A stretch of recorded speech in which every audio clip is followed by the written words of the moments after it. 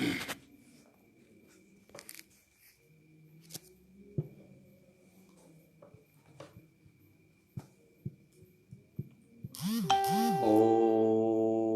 नमः श्रीदेभ्यः।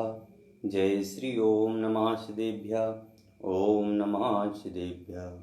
ओम जय जय जय नमोस्तु नमोस्तु नमोस्तु।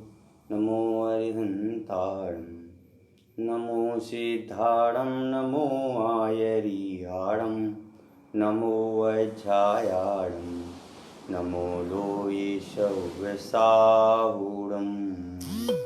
मंगलम भगवान वीरो मंगलम गौतमोगणी मंगलम कुंद कुंदाद्यो जैन धर्मोस्तु मंगलम। सर्वमंगल मांगल्यम सर्वे कल्याणि कारकम पिधानां सर्वधर्माणां जैनं जयतु शासनम जैनं जयतु शासनम जैनं जयतु शासनम। आज अपनी चर्चा आत्मा की अनुभूति और उसका उपाय इस विषय पर चलनी है कि जो आत्मा है, इस आत्मा की अनुभूति कैसे होती है और इस आत्मा की प्राप्ति का उपाय क्या है, इस आत्मा को कैसे प्राप्त किया जा सकता है, इसके विभिन्न उदाहरणों एवं लक्षणों के माध्यम से आपके सामने मैं विषय प्रस्तुत करने की कोशिश करूंगा, जो कि आपके जीवन में बहुत ही बहुमूल्य है, क्योंकि आत्मा की प्राप्ति ही सर्वोच्च लक्ष्य है। चाहे वो कोई सा भी दर्शन हो, चाहे वो भारतीय कोई सा भी दर्शन हो, पाश्चात्य दर्शन हो, कोई से भी दर्शन हो, सभी का लक्ष्य एक सुख की प्राप्ति है। और वह सुख की प्राप्ति केवल आत्मा के अनुभव के बिना संभव नहीं है। बिना आत्मा के अनुभव के कोई भी कार्य सहकारी नहीं है। इसलिए आत्मा की प्राप्ति के उपाय रूप आज हम आपके सामने कुछ चर्चा करेंगे। कल हमने देख लिया था कि आत्मा की अनुभूति के महत्वपूर्ण जो भूमिका थी वह कल हमने देखी थी। उस संबंधी अपन को चर्चा नहीं करनी है। यहाँ पर तो केवल यही कारण है कि शास्त्रों में अनुभूति करने की प्रबल प्रेरणा दी गई है। कहा गया है कि सच्ची सुख शांति आत्मानुभूति से पहले कैसे प्राप्त की जा सकती है। भाई, बिना अनुभव के कोई चीज़ हमें कैसे प्राप्त की जा सकती है। अनुभव नहीं हो और हम कोई भी कार्य, यदि तलवार चलाने का हमें अनुभव नहीं हो तो हम तलवार चला सकते हैं क्या? ये तो व्यवहारिक जीवन की बात बता रहा हूँ मैं कि भाई तलवार चलाने के लिए भी अनुभव की आवश्यकता है। बिना अनुभव के आत्मा तलवार नहीं चलाई जा सकती है। उसी प्रकार से बिना जिनवाणी के स्वाध्याय के आत्मानुभव नहीं होता है। आत्मानुभव करना है तो जिनवाणी को पहले हाथ में लेना पड़ेगा, शास्त्रों को हाथ में लेना पड़ेगा, उसके बताए हुए मार्ग को अपने जीवन में लेना पड़ेगा, जब जा करके आपको यह तत्व समझ में आएगा। भाई साहब, सच्ची सुख शांति तो दूर, आत्मानुभूति बिना तो कोई व्यक्ति भले ही आत्मा के बारे में कितना ही विस्तार पूर्वक जानकारी रखता हो, पर आत्मज्ञानी नहीं कहला सकता है। आत्मज्ञानी कहलाने के लिए उसे अपने जीवन में उतारना बहुत जरूरी है। केवल अनुभव ही सब कुछ है। बिना अनुभव के कोई भी कार्य सहकारी नहीं है, कोई भी कार्य कारण नहीं है। या आत्मानुभव जो है के लिए सब कुछ छोड़ना पड़ता है। सब कुछ छोड़ने का मतलब ये है, एक को ग्रहण करने में सब छूट जाता है। यदि आपको सच्चा सुख प्राप्त करना है, सच्ची सुख की शांति प्राप्ति चाहिए है, तो आत्मानुभव तो करना पड़ेगा। बिना आत्मानुभव के आपको सच्ची सुख शांति प्राप्त होने वाली नहीं है। दरअसल आत्मा के बारे में जानना अलग बात है और आत्मा को जानना अलग बात है। समझ में आया ना? आत्मा के बारे में जानना तो सब कोई जानता है कि भाई जो तो चैतन्य मूर्ति है वह आत्मा है, जो सुख दुख का अनुभव करता है वो आत्मा है, जिसमें ज्ञान आनंद लबालब भरा हुआ है वो आत्मा है। लेकिन आत्मानुभूत अभाव है क्या? जैसे मिठाई खाने पर, मिठाई खाते हैं ना, जैसे मैंने कहा भैया मिठाई खा रहे हो तो बताइए आप मिठाई खा रहे हैं तो कैसी मीठ लगती है। जैसे कि किसी से मैं यहीं पे पूछ लूँ, अंकुर जी निराला, अरुण जी निराला भाई साहब भी हैं, तपन जी भी हैं, इन सभी से यदि मैं पूछ लूँ कि भैया मिठाई कैसी होती है, तो आप लोग स्वाभाविक रूप से कह दोगे अरे मिठाई तो मीठी होती है। मिठाई मीठी तो होती है, पर वो कैसी होती है? मीठी होती है। उसके बाद में आप बता नहीं सकते हैं इसमें। क्यों भैया? उसका अनुभव जिसको होता है उसी को उसका रस लगता है। उसी प्रकार से आत्मा की बात करना तो सरल है, लेकिन आत्मानुभव करना बहुत कठिन है। आत्मा के बारे में जानना तो सरल है, लेकिन आत्म कल्याण के लिए अपने स्वयं की आत्मा को जानना यह बहुत ही कठिन है। आत्मानुभूति के बिना हम आत्मा के बारे में बहुत कुछ जान लेते हैं, शास्त्रों या गुरुओं के माध्यम से जान लेते हैं, पर आत्मा को यथार्थ जानना तो आत्मानुभव से संभव है। शास्त्रों में आत्मानुभूति पर बहुत अधिक जोर दिया है। आत्मानुभूति होने पर जीव को सच्चा ज्ञान हो जाता है, तभी उसे सच्ची शांति प्राप्त होती है। कैसे कैसे उपाय करके जीव आत्मानुभूति करना चाहता है, और आत्मानुभूति के बारे में वह स्वयं से ही अपने को जानता रहता है, परंतु केवल जानना मात्र आत्मानुभूति नहीं है। हमने कहा 7 तत्वों का श्रद्धान करना सम्यक दर्शन है। तो केवल ये जान लिया कि 7 तत्व होते हैं, जीव होता है, अजीव होता है, आश्रव, बंध, संबंध, निद्रा, मोक्ष, इतना बस मात्र जान लेने से आत्मानुभव नहीं होता है, श्रद्धान नहीं होता है। सम्यक की प्राप्ति इतना मात्र जानने से लेने मात्र से नहीं होती है भाई, उसमें अपना आत्मबल प्रमुख है। बिना आत्मा के सच्चे श्रद्धान के बिना 7 तत्वों को जानना कुछ भी नहीं है। समझ गए? आप दुनिया के समस्त पदार्थों को जान लेना, लेकिन यदि आपने आत्मानुभव को नहीं जाना तो कुछ भी नहीं जाना। आत्मानुभव को जानना बहुत जरूरी है। आत्मानुभूति की प्रेरणा देते हुए समय सार की आत्मख्याति टीका में तो मुहावरे की भाषा में यहाँ तक कह दिया कि अरे भाई तुम कैसे भी करके क्या कहा, तुम कैसे भी करके मर करके भी, क्या लिखा है वहाँ, मर करके भी आत्मानुभूति करो, तभी तुम्हारे मोहादि विकारों का सही रूप में विनाश होगा। जैसे आज वर्तमान में अभी मैं एक देख रहा था कि किसी को नशा करने की आदत है, और वह नशा करने की आदत इतनी जोर से है कि पुलिस के डंडे भी पड़ते हैं तो उनकी भी वह परवाह नहीं करता। सोचिए, मर पच करके वो अपने नशीले पदार्थ के लिए वहां जाता है, उस दुकान को ढूंढता है, हजारों दुकानों पर जाता है, 1000 दुकान वाले मना कर देते हैं, फिर भी वह अपनी कोशिश नहीं हारता है। उसी प्रकार से यदि यह जीव अंतर मुहूर्त मात्र, कितना अंतर मुहूर्त मात्र, यदि यह अपने में अपने अपन देख ले या अपने को अपने में जान ले तो उसको जीवन का कल्याण हो जाएगा। जीवन का कल्याण करना कोई बड़ी बात नहीं है। समय सार में क्या कहा है, अयि कथिमपि मृत्वा तत्व को तू हलीसं अनुभव भव मूर्ते पार्श्ववर्ती मुहूर्तम प्रथिगत विलसंतम स्वयं समालोक्येन तेजसी जगति मूर्त्या साक्ष्य तथ्य मोहम। कितनी प्यारी बात कही वास्तव में।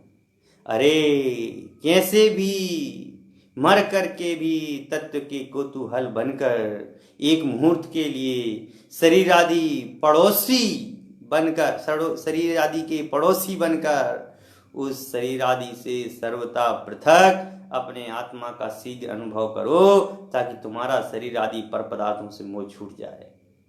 अरे कितना तत्व का कितनी महिमा है भैया, कि आत्मा को जानो, अपने में रहो, अपने घर में ही रहो, अपना घर ही निज मंदिर है भैया। अपन को बाह्य में जाने की आवश्यकता नहीं है। बाह्य में जाने से आत्मा का कल्याण नहीं होने वाला। आत्मा का कल्याण तो अपने अंदर में रहने से होगा। यदि अपने को इस संसार रूपी समुद्र से, संसार रूपी चक्र से, कर्मों से यदि मुक्ति पाना है तो अपने को जानो, अपने में रहो, अपने को अनुभव करो। अपने को अनुभव किए बिना यह जीवन बेकार है। अपने जीवन को यदि सार्थक बनाना है तो अपने को जानना है। वास्तव में। अयि कथमपि मृत्वा तत्व कोतूहलीसन। अरे तत्व के कोतूहली, यदि तेरे को तत्व की बात चाहिए है, तत्व का रसिक है, तो उस आत्मा को जान, और कैसे भी जान, मर पच के जान। हैं भैया, आत्मानुभूति के बारे में एक समय भी बर्बाद मत कर, एक समय की पर्याय भी खोटी मत कर। एक तत्व के लिए प्राप्त करने के लिए तूने अनंत भवों पहले भावना भई थी कि मैं नरकों में था, जब मैंने भावना भई कि वह कब समय आएगा जब मैं आत्मानुभूति करूंगा, वह कब समय आएगा जब मैं मनुष्य पर्याय धारण करूंगा, और कब समय आएगा जब मनुष्य पर्याय धारण करके अपने स्वरूप को पहचानूंगा। अरे भूल गया ज्ञानी जीव, हैं? अज्ञानी जीव भूल गया, इस संसार में आया तो इसी संसार में रच पच गया। जो करने आया था वो तो भूल गया, और जो नहीं करना था वह उसमें करने लग गया। बोलो भाई, आत्मा की यदि प्राप्ति करना है तो आपको अपने अंदर में सामर्थ्य लाने की आवश्यकता है। बिना सामर्थ्य के आप कुछ नहीं कर सकते हैं।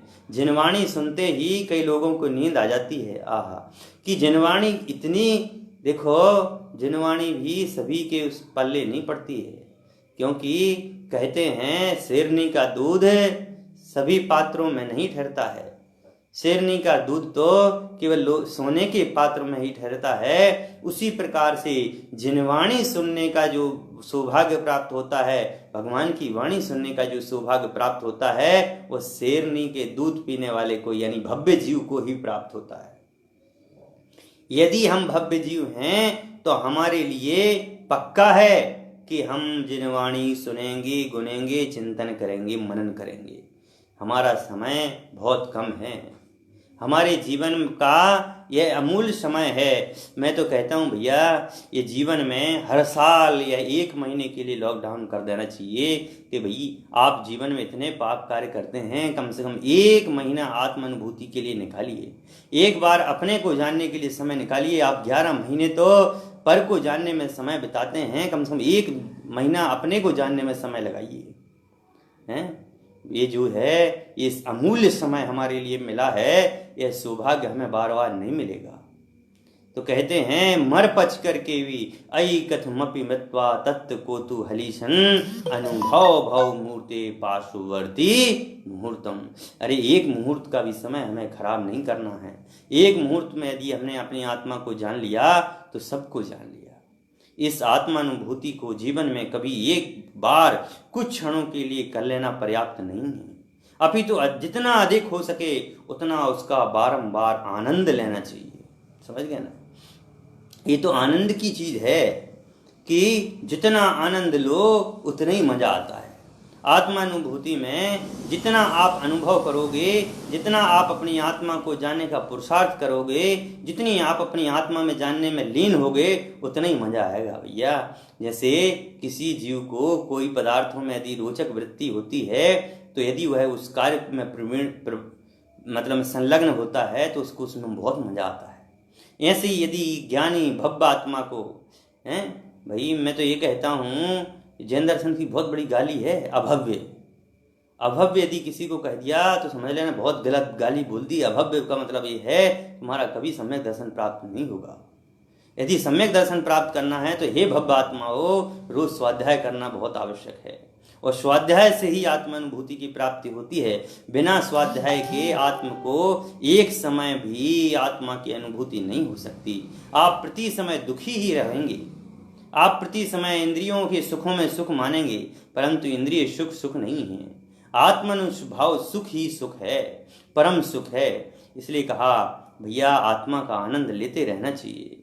जब तक हमारा उपयोग पूरी तरह आत्मा में लीन ना हो जाए, सदा सदा के लिए आत्मा में मग्न होना हो जाए, कभी बाहर आने की संभावना ही नहीं रहे, तब तक आत्मानुभूति को वृद्धिंगत करने का प्रयत्न करना चाहिए। जैसे किसी बच्चे को यदि कलेक्टर बनना है, किसी बच्चे को यदि आत्मा से भगवान बनना है, परमात्मा बनना है, तो उसका लक्ष्य एक ही होता है। डॉक्टर बनने वाले को दिन और रात पढ़ाई करता है, और एक दिन वह सफल डॉक्टर बन जाता है। उसी प्रकार से आत्मा का रसिक जीव जो है, यदि आत्मा को जानने का पुरुषार्थ करता है और उसमें लगा रहता है, तो एक दिन वह आत्मा से परमात्मा बन जाता है। तो कहते हैं शास्त्रों में इस आत्मानुभूति को सदा काल निरंतर करने का उपदेश दिया है। आचार्य कुंद क्या लिखते हैं, आचार्य कुंद स्वामी क्या कहते हैं, वो देखते हैं। एदं हि रदोणिच्यं संतोष्ठो होदिणिच में दम ही एरेण होदी चित्तो हो हृदि तो हम उत्तमम सोखम। अर्थात सदैव इस आत्मा में रत रहो, सदैव ही इस आत्मा को प्राप्त करने के लिए रत रहो, लीन रहो, या एक समय की पर्याय भी खराब मत करो।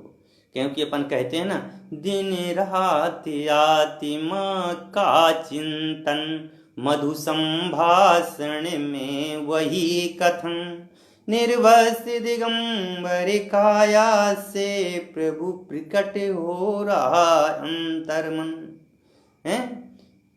ये कहते हैं ना, एक और इसी बात में कहते हैं, मन में होए सो तन सो कहिए, हैं तन में होए सो वचन उचरिए। अरे भैया, तुम्हारे मन में अज्ञानी मिथ्या दृष्टि मूर्ख जीव, तेरे मन में तो कुछ और है, वचन में कुछ और ही आएगा। लेकिन ज्ञानी जीवों के लिए कहा है, जो मन में हो सो वचन उचरिए, वचन हो सो तन सो करिए। ये ज्ञानी धर्मात्मा मुनिराजों की प्रार्थना के लिए कहा गया है, ये अज्ञानी के लिए नहीं कहा गया कि गुस्सा आए तो किसी के लिए कान के नीचे बजा दीजिए। ये तो हमारी एक बहुत बड़ी अज्ञानता है। यदि अज्ञान भाव से स्थिर रहोगे तो दिन रात आत्मा का चिंतन ही आपके लिए आएगा। इसलिए यहाँ पे कहा है, एदम ही रदोनित्यम, एक सदैव एक में ही रहो नित्य, एक आत्मा में ही हमेशा लीन रहो। यदि आप देखो, घर में 10 बर्तन होते हैं, 10 बर्तन का मतलब समझ रहे हैं ना, परिवार में 10 लोग होते हैं, 10 लोग 10 विचारधारा के होते हैं। अब आप सोच रहे होंगे कि घर में रह के पंडित जी आत्म कल्याण नहीं कर सकते। अरे भैया, आपके पास तो कुछ भी नहीं है, हमारे पास तो क्या है, हैं 2 बच्चे हैं, एक महिला है, एक पत्नी है, एक बहन है, एक मम्मी पापा हैं। क्या है हमारे पास? तो कुछ भी नहीं है।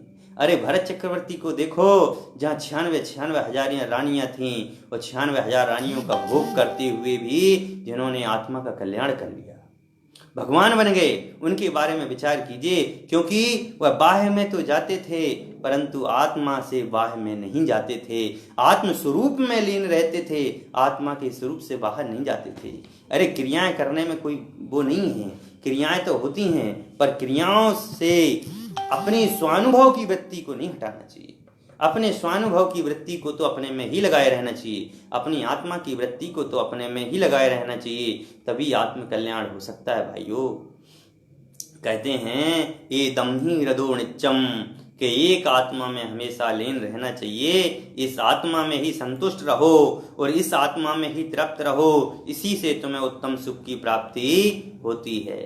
अब हम देख रहे हैं, बहुत सारे लोगों को देख रहे हैं भैया, जिनको व्यवहारिक जीवन की बात कर रहा हूं मैं, व्यवहारिक जीवन में घर के बाहर निकल नहीं पा रहे हैं तो बहुत आकुल व्याकुल हो रहे हैं। वाह, मेरे को तो बड़ा दुख सा होता है भैया, घर में रह कर के जो शांति है वह बाहर कहाँ शांति है, हैं? ये शरीर आदि जो है, ये शरीर आदि तो हमारा घर है, हैं? और इस घर की छोड़ो, व्यवहारिक रूप में मकान आदि में से बाहर निकलने में यह जीव दुखी हो रहा है। कितना दुख की बात होती है वास्तव में। कभी कभी मैं सोचता हूँ, आज मेरे को, मैं भी एक प्रोफेसर व्यक्ति हूँ, पर मेरे को रोज ही स्कूल जाने का सौभाग्य प्राप्त होता था। मैं रोज ही स्कूल कॉलेज यूनिवर्सिटी जाता था पढ़ाने के लिए, और मैं रोज ही वहाँ पढ़ाते रहता था। लेकिन मेरे को अभी जो 22 तारीख के बाद जो अनुभव मिल रहा है वह बहुत ही अच्छा अनुभव। मैं कभी नहीं कहता कि मुझे खराब लग रहा है, मैं तो भैया 4 दीवार के बीच में हूँ, लेकिन मैंने आज तक नहीं कहा कि मुझे खराब लगा। क्यों? मुझे तो बहुत अच्छा लग रहा है भैया। ये समय जो हमें मिला है, ये आत्म कल्याण के लिए मिला है। मैं तो पूरे दिन, मेरा तो एकदम अटूट स्वाध्याय चलता रहता है। न्याय के ग्रंथों पर भी मैं चर्चा अपनी पर्सनल करता रहता हूँ, लेकिन ये जो है द्रव्यन योग के ग्रंथों की चर्चा जो है अभी जो वर्तमान में आवश्यकता है, उस आवश्यकता के आधार पर मैं एक 45 मिनट जो है आपके लिए देता हूँ। तो उसमें से बता रहे हैं कि आत्मा में रहोगे तो सुखी रहोगे, या घर में रहोगे तो सुखी रहोगे, आत्मा से बाहर जाओगे, शरीरादि पर पदार्थों में अपनी दृष्टि करोगे, पर पुद्गल की पर्यायों में अपनी दृष्टि करोगे तो सुखी नहीं रहोगे। भाई पुद्गल की पर्यायों में दृष्टि करके भी ये मेरी नहीं है, अंदर में ऐसा श्रद्धान होना चाहिए। भाई जैसे ये चश्मा मेरे से पूछा जाए ये चश्मा किसका है, तो मैं कहूँगा ये चश्मा पुद्गल का है, मेरा है, परंतु मेरी इसमें पर्सनल वो नहीं है कि भाई इससे कोई लगाव ही हो। समझ गए ना? अरे इंद्रिय सुख सुख नहीं है भैया, इंद्रिय सुख सुख नहीं है, आत्मन सुख ही सुख है, वही परम सुख है। भगवत गीता में कहा, क्या कहा भगवत गीता में? कृष्ण जी ने क्या कहा है? यस्त्वरात्मरिरतिरिव स्यादात्म तृप्तस्य मानवः आत्मन्येव च संतुष्टस्य तस्य कार्यं न विद्यते। कि जो मनुष्य आत्मा में ही रति करता है, आत्मा में ही तृप्त होता है, आत्मा में ही संतुष्ट होता है, उससे कुछ भी कार्य करना शेष नहीं रहा। जिसने भैया अपनी आत्मा को जान लिया है, जिसने अपनी आत्मा का अनुभव कर लिया है, उसको कोई भी काम छूटा नहीं है, संसार का कोई भी कार्य उसके लिए छूटा नहीं है, संसार के समस्त कार्य उसके हो चुके हैं, क्योंकि एक को जान लिया तो सबको जान लिया। समझ गए ना? जैन दर्शन बहुत अच्छा दर्शन है, जैन दर्शन में बहुत अच्छी चीजें आती हैं भैया। आज जिन्होंने अनेकांत को जान लिया उसने सबको जान लिया। अनेकांत के स्वरूप को जान लेना मात्र आत्म कल्याण का मार्ग है। क्यों? आत्म कल्याण के लिए एक को जान लिया मतलब अपनी आत्मा को जान लिया तो सबको जान लिया, ऐसा प्रभाव है। आत्मानुभूति पर जोर देते हुए शास्त्रों में तो यहाँ तक कहा गया है कि आत्मानुभूति ही सर्वधर्म का मूल है। एक धर्म का नहीं, सर्वधर्म का। कोई सा भी धर्म हो, कोई सा भी धर्म हो, उन सभी धर्मों में एक तो सबसे मूल बात यदि आत्मा की गई है तो वह जैन धर्म में की गई है। दूसरी बात यह है कि सभी धर्मों में आत्मा को मूल कहा गया है। बिना आत्मा को जाने कल्याण नहीं हो सकता। धर्म का प्रारंभ तो आत्मा से ही होता है। आत्मानुभूति के बिना कितनी ही बाह्य धर्म क्रियाएं करें, उसे धर्म या धर्मजन्य फल प्राप्त नहीं होता। जो जीव आत्मा को अनुभव करके जानता है, समझ लीजिए उसने सब कुछ जान लिया, संपूर्ण शास्त्रों को जान लिया। समझ गए ना? क्या कहते हैं, एक छंद है, मुनि व्रत धारे अनंत वार ग्रीबक उपजायो। कि मुनि व्रत धारण करके अनंत बार 9 ग्रीवक तक गया, पर क्या? मुनि व्रति धारे अनंत बार ग्रीब के उपजायो, पे निज आत्म ज्ञान बिना सुख ले से न पायो। अरे एक आत्मा के बिना इसने कभी भी सुख को प्राप्त नहीं किया। सुख को प्राप्त करना है तो आत्मा को जानना जरूरी है। सारा जिन्होंने आत्मा को जान लिया उसने सब जान लिया, सारा लोग जान लिया, वह एक दृष्टि में ही मुक्त हो गया। किंतु जिसने आत्मा का अनुभव नहीं किया वह दुनिया भर की विद्याओं या शास्त्रों या पंडित होते हुए भी अज्ञानी है। अतः आत्मानुभूति जीवन की सबसे पहली और अनिवार्य आवश्यकता है। व्यक्ति को लाख कार्य छोड़कर भी, कोटि उपाय करके भी आत्मा का अनुभव अवश्य करना चाहिए। जब तक आत्मा का अनुभव नहीं होगा तब तक सच्चे सुख के मार्ग की ओर हम नहीं बढ़ सकते। सच्चे मार्ग की ओर बढ़ना है तो आत्मा अनुभव बहुत जरूरी है भैया। बिना देखो कहते हैं ना, व्यवहार जीवन में भी कहते हैं, अरे भैया श्रद्धान कर लो। बिना श्रद्धान के कोई कार्य नहीं होता है। बिना श्रद्धान के तो मंत्र तंत्र की सिद्धि भी नहीं होती है। समझिए, जो व्यवहारिक जीवन में जो मंत्र तंत्र करते हैं ना, वो भी उनके मंत्र तंत्र जब तक नहीं चलते हैं जब तक वो श्रद्धान नहीं करे हैं। तो यदि श्रद्धान करना है तो आत्मा का कीजिए ना। आत्मा का जिन्होंने श्रद्धान कर लिया उसने सबका श्रद्धान कर लिया। आत्मा का श्रद्धान होने का मतलब ये है कि इसने एक को जान लिया, उसने सबको जान लिया। बोलो, यदि मैं कहूँ एक क्या है, इसमें अंगूठा कौन सा है, तो आप डायरेक्ट इसको देखोगे तो इनको जानने की आवश्यकता नहीं है। समझ गए ना? आप कहोगे ये अंगूठा नहीं है, ये अंगूठा नहीं है, ये अंगूठा नहीं है, ये अंगूठा नहीं है, समझ गए ना। और यदि एक साथ में ही कह दिया ये अंगूठा है, बस एक को जान लिया, ये आत्मा ही सब कुछ है, बस एक को जान लिया, समझ लेना सबको जान लिया। आत्मा की इस अनुभूति का क्या उपाय है अथवा किस प्रकार प्राप्त होती है, इस पर आध्यात्मिक ग्रंथों में सुंदर प्रकाश डाला गया है। उसके संबंध में भी हम चर्चा करते हैं। उसमें सर्वप्रथम तो दृढ़ता पूर्वक यह कहा गया है कि आत्मानुभूति किसी बाह्य साधन या शरीरादि क्रियाओं के अवलंबन से कदापि संभव नहीं है। लो, बहुत बड़ी बात बोलती, कह रहे कि आत्मानुभूति जो शरीरादि क्रियाओं या उससे कोई वस्तुओं से कोई आलम्बन नहीं है। आप कहोगे नहीं भैया, आत्मानुभूति करना है तो भगवान होना चाहिए, भगवान की प्रतिमा तो होनी चाहिए, हैं, शास्त्र तो होने चाहिए। नहीं भैया, किसी की कोई आवश्यकता नहीं है। हमारे जितने तीर्थंकर आज तक हुए हैं, उन्होंने किसी भगवान के लिए नमस्कार नहीं किया है। बहुत बड़ी विषय है, बहुत सोचने वाली विषय है। हमारे आदिनाथ भगवान हुए, उन्होंने किसको नमस्कार किया? हमारे महावीर भगवान हुए, उन्होंने कभी किसी को नमस्कार किया? अरे महावीर भगवान ने कभी नवोकार मंत्र पढ़ा? भैया उसमें भी नमस्कार मंत्र है, हैं? उन्होंने अपनी आत्मा को जाना, और उन्होंने अपनी आत्मा को जान लिया तो उन्होंने सबको जान लिया। उनको किसी मंत्र तंत्र की आवश्यकता नहीं है, अपितु एकमात्र अपने ज्ञायक स्वभाव को अवलंबन ही संभव है। उसके ज्ञानक स्वभाव के बिना कुछ भी नहीं है। मैं ज्ञान आनंद स्वभावी हूँ, मैं ज्ञान आनंद स्वभावी हूँ। मैं कौन हूँ? मैं तो भैया ज्ञान आनंद स्वभावी हूँ। मेरे अंदर में तो ज्ञान लबालब भरा हुआ है। बाह्य में मेरे को जाने की कोई आवश्यकता नहीं है। बाह्य पदार्थों से मुझे कोई लेना देना नहीं है। मेरे तो अंदर में आत्मा का ज्ञान ही श्रेष्ठ ज्ञान है।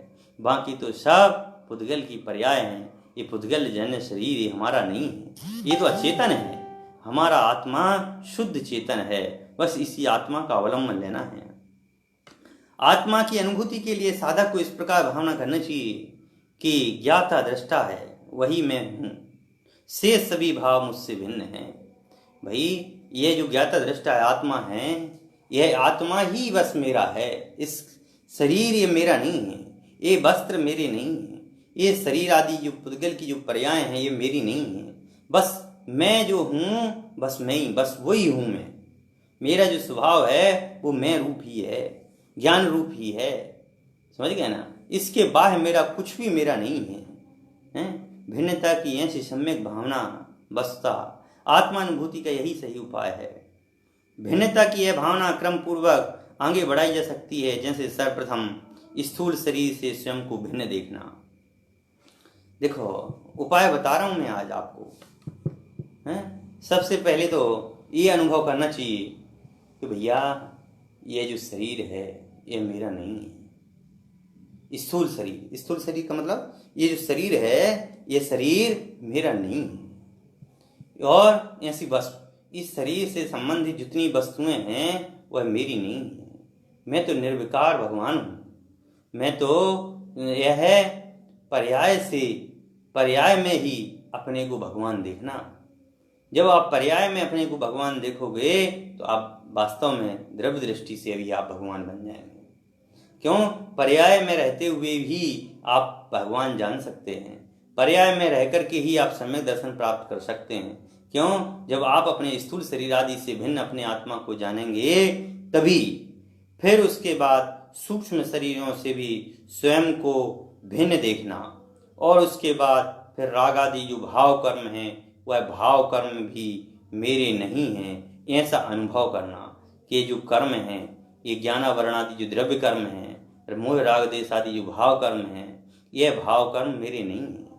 इस प्रकार जब यह जीव स्वयं को संपूर्ण पदार्थों और अपने रागादि विकारों से भिन्न एक चैतन्य रूप जानता है, अनुभव करता है, तब उसकी इसी अवस्था में आत्मानुभूति की अवस्था कहते हैं।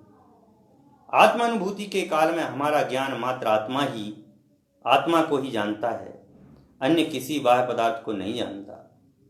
जैसे जब अपन ध्यान रखते हैं ना कि भई हमारा ये जो है यहाँ कुछ चमक रहा है। जब अपन ध्यान कराते हैं तो अपन देखते हैं ना, यहाँ हमारे यहाँ कुछ चमक रहा है, फिर उसके बाद अपन देखते हैं, देखो वो धीरे धीरे ऊपर आ। तो जैसी आत्मा है वह आत्मा भी अपना बिल्कुल ऐसे अनुभव करो कि यह जो शरीर है, इस शरीर में जो आत्मा है वह हमारे शरीर आदि मल आदि और जितने भी ये शरीर आदि कर्म आदि, इन सब से भिन्न अति भगवान आत्मा हमारा अलग है। इन में रुक जाता है, उसे आत्म तल्लीनता कहते हैं। जब आत्मा में तल्लीनता होती है तो रागादि आदि जो विकारी भाव हैं, उन विकारी भावों से भिन्न अपने को अनुभव करने लग जाता है। यह आत्म तल्लीनता यद्यपि प्रारंभ में बहुत ही कम समय के लिए होती है। शुरुआत में तो भैया आत्मा को जानने की, आत्मा की बात करते ही, मैंने तो अभी कुछ दिन पहले लिखा भी था, एक कोटेशन डाला था मैंने, इसमें मैंने लिखा था कि जिसको मतलब मिथ्या दृष्टि को आत्मा की बात नहीं सुहाती और आत्मा का नाम लेते ही गुस्सा आ जाता है, कसा उत्पन्न हो जाती है, समझ गए ना। तो ये अपेक्षा हमारी बहुत तगड़ी थी। हमारा विषय जो था आत्मानुभूति के लिए था कि आत्मानुभूति करने वाले जीव के लिए ये विषय इत्यादि जो हैं कुछ भी नहीं कुछ कर पाते। लेकिन जो अज्ञानी हैं, उस अज्ञानी के लिए आत्मा शब्द रुचता ही नहीं है। अज्ञानी के लिए आत्मा शब्द की बात करते ही कसा उत्पन्न हो जाती है। क्या है आत्मा? आत्मा आत्मा आत्मा। अरे भैया, आप भारत के किसी भी दर्शन को उठा करके देख लेंगे, उसमें आत्मा की बात है। बिना आत्मा की बात किए कोई दर्शन दर्शन नहीं है। समझ में आया ना? आत्मा की बात हर दर्शन में है। भारत का ऐसा कोई दर्शन नहीं है, चाहे वो वैदिक दर्शन हो, चाहे वो वैशेषिक दर्शन है, योग दर्शन हो, न्याय दर्शन हो, सभी दर्शनों में आत्मा नाम के तत्व को किसी न किसी रूप में ग्रहण किया है। कहते हैं अभ्यास करते करते इसका काल बढ़ता चला जाता है, जो अंत में पूर्ण हो जाता है। आत्मा को स्व संवेदन ज्ञान, आत्मदर्शन, परमात्म दर्शन, आत्मज्ञान, आत्मध्यान, आत्म समाधि, आत्मरसपान, आत्मोपलब्धि, तत्वोपलब्धि, शुद्धोपयोग, निर्विकल्प और आत्मा भावना आदि अनेक नामों से जाना जाता है। आत्मानुभूति ही आत्म प्राप्ति अर्थात आत्मा की प्राप्ति भी कहा जा सकता है, परंतु ध्यान रहे आत्मा हमारे स्वयं से भिन्न कोई वस्तु नहीं है। भाई यह जो है अपने स्वरूप से भिन्न कोई वस्तु नहीं है आत्मा, जिसकी हमें आत्मानुभूति के काल में प्राप्ति होती है।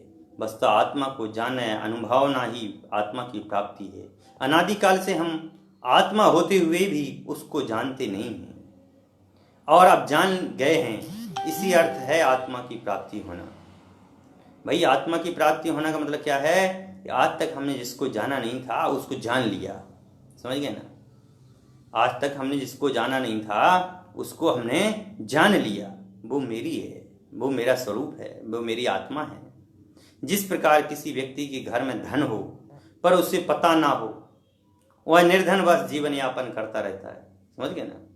और जब उसे पता चले जाने पर कहा जाता है अब उसे धन की प्राप्ति हो गई, उसी प्रकार आत्मा तो सदा ही है, स्वयं ही है, प्राप्ति ही है, परंतु जब तक उसका ज्ञान नहीं होता तब तक हम दुखी रहते हैं।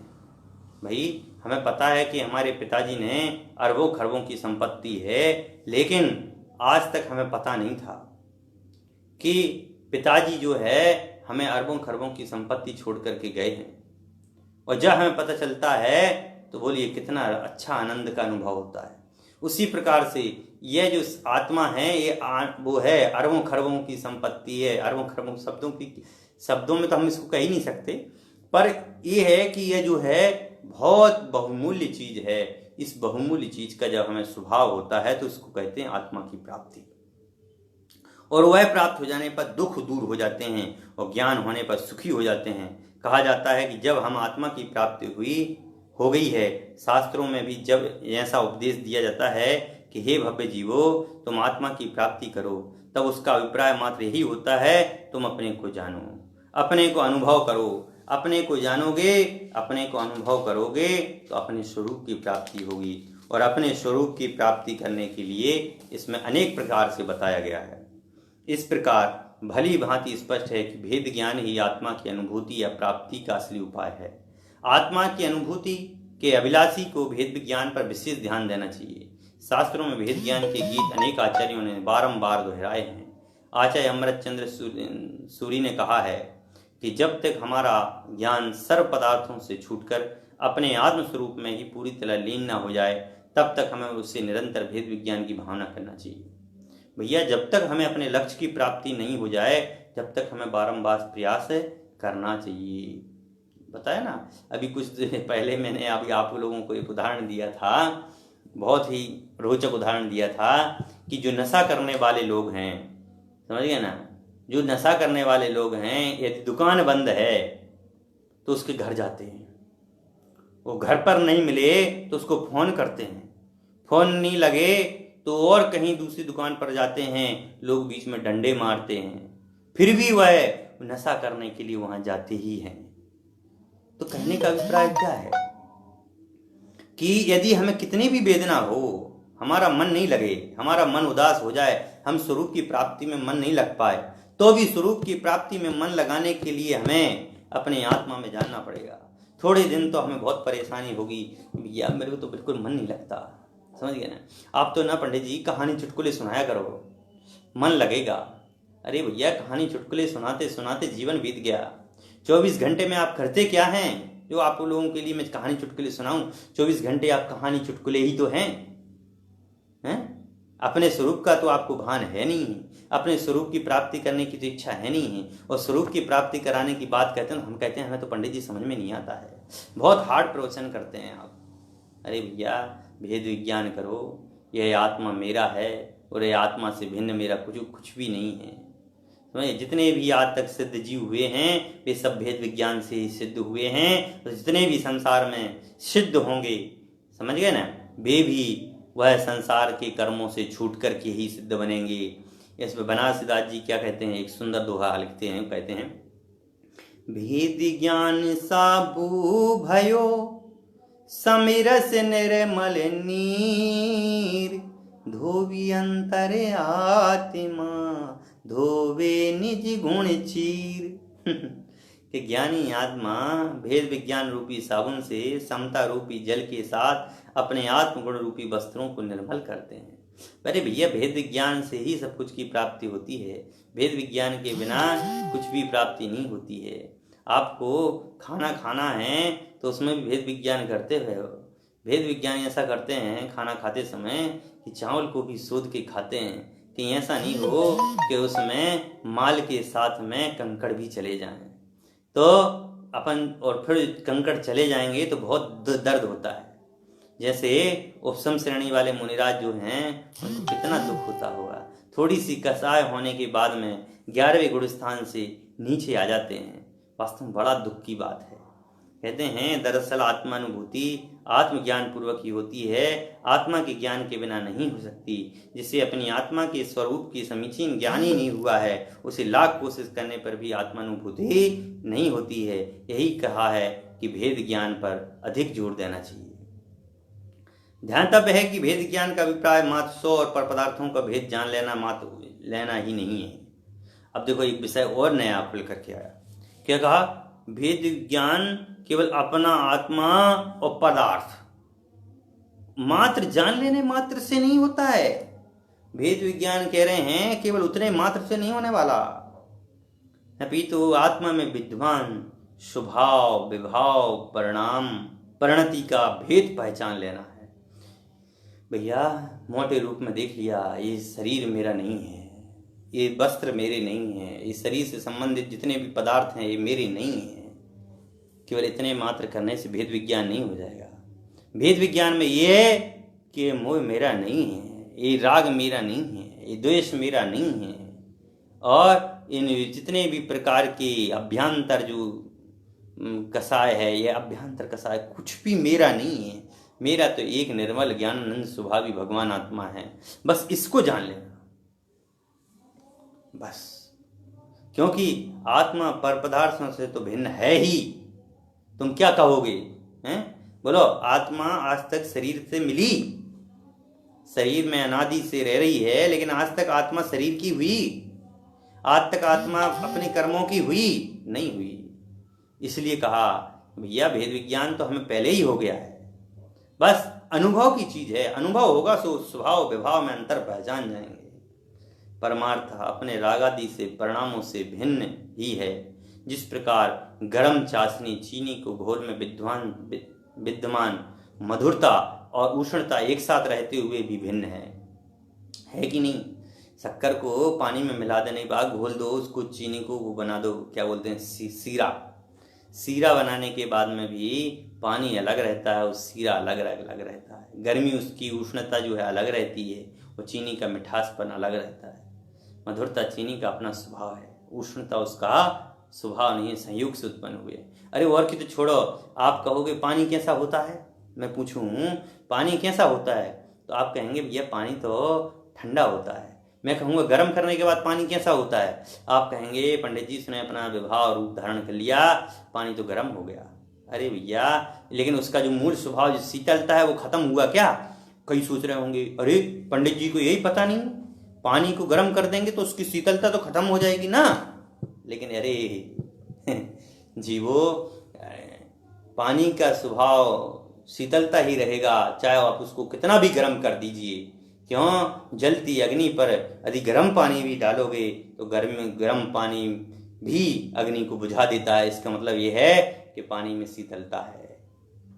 इसलिए भैया आत्मा में विद्वान ज्ञानादि हैं और रागादि एक साथ रहते हुए भी भिन्न भिन्न हैं। ज्ञानादि आत्मा का स्वभाव है और रागादि आत्मा के भिन्न भाव हैं। इस प्रकार सर्वप्रथम तो आत्मा के स्वरूप का समीचीन ज्ञान प्राप्त होना चाहिए, आत्मा के स्वभाव विभाव की पहली पहचान होना चाहिए। उसके बाद तीव्र रुचि द्वारा अपने उपयोग को अन्य भावों से हटाकर आत्मानुभव करना चाहिए, तभी निर्विकल्प आत्मानुभूति संभव है। इसके अतिरिक्त आत्मा का कोई उपाय नहीं है। आत्मानुभूति के काल में साधक को आत्मा का स्वसंवेदन इस प्रकार करना चाहिए। आत्मा का स्वसंवेदन कैसा करना चाहिए वह भी कहते हैं 73 नंबर समय सारी 73 नंबर की गाथा में, गाथा नंबर 38 में कहा है, अहिमिको खलु शुद्धो दंसणाण मय्यो सदारूबी अणावी अतिमज्ज किंच भी अन्नम परमाणु में तंपी।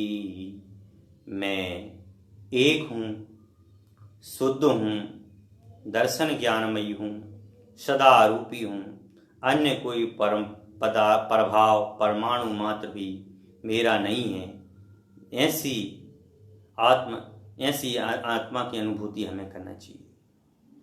देखो आत्मा की महिमा, यद्यपि ये आत्मा अभी अशुद्ध है, रागादि सहित है, शरीरादि सहित है, मूर्तिक है, परोक्ष भी है, तथापि स्वयं को सर्व शरीरादि रागादि से भिन्न शुद्ध बुद्ध अमूर्तिक रूप में स्वसंवेदन प्रत्यक्ष के द्वारा अनुभव करता है और यही सच्चा मोक्ष मार्ग है। इस प्रकार समस्त रागादि प्रभावों और विभादी रागादि पर पदार्थों से भिन्न अपने स्वभाव को पहचान कर निर्विकल्प आत्मानुभूति करना ही वास्तविकता में सच्ची सुख शांति एवं मार्ग का उपदेष्टा है। और सच्ची सुख शांति प्राप्त करने के लिए ही हमारे लिए पुरुषार्थ रूप में रहना चाहिए। इस प्रकार से आज हमने आत्मा के अनुभव एवं उसकी प्राप्ति के उपाय के बारे में जानकारी की।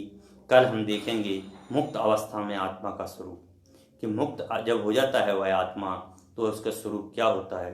तो कल हम फिर से शाम को 8 बजे आएंगे और आप लोगों को मुक्त अवस्था में आत्मा का जो स्वरूप है उस संबंधी अपन कल चर्चा करेंगे। जब तक के लिए ओम नमः शिवाय।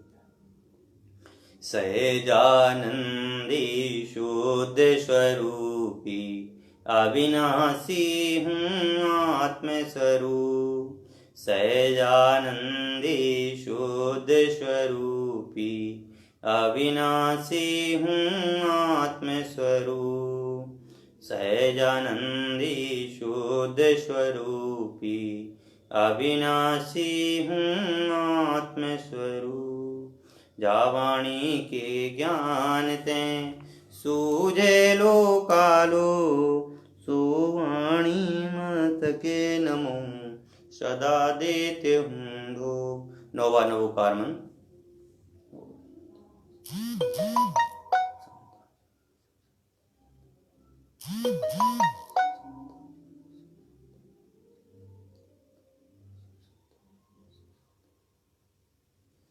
ओम। कल का ध्यान रखेंगे सभी, 8 बजे लाइन पर रहेंगे। 8 बजे से फिर से कल मुक्त अवस्था में आत्मा का स्वरूप की चर्चा करेंगे, जिसको कल आप शाम को 8 बजे तैयार रहें। जय श्री